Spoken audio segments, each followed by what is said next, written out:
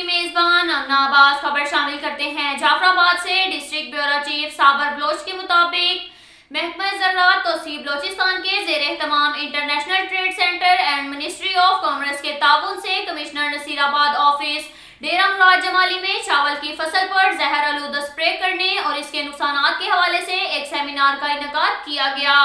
Seminar میں صوبائی secretary زراعت کمبر دستی commissioner Nasirabad division doctor Muhammad Saeed Jamali, deputy commissioner Nasirabad Azhar Shahzad, سابق صوبائی وزیر Mir Izhar Hussain Khosa, director plant protection زراعت توسیع Balochistan doctor Arif Shah Kakar, deputy director زراعت توسیع Atiqullah Khosa, deputy director on farm water management Anwar Adil, deputy director زرعی انجینئرنگ عبدالحمید پلال، معروف ذمہ دار حاجی شبیر خان عمرانی، میونسپل کمیٹی کے سابق چیئرمین میر غلام نبی عمرانی، سخی عبدالرؤف لہڑی، میر رانا خان مغشری سمیت بڑی تعداد میں لوگوں نے شرکت کی۔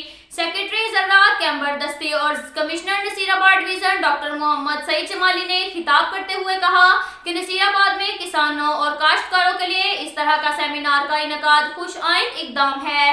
یہ نہ صرف ذمہ داروں اور کاشتکاروں کو زرعی فصلات اگانے کے لیے سود مند ثابت ہوگا بلکہ نصیر آباد میں زراعت کو مزید تقویت حاصل ہوگی۔ حکومت کسانوں کے مسائل حل کرنے کے لیے عملی طور پر اقدامات کر رہی ہے۔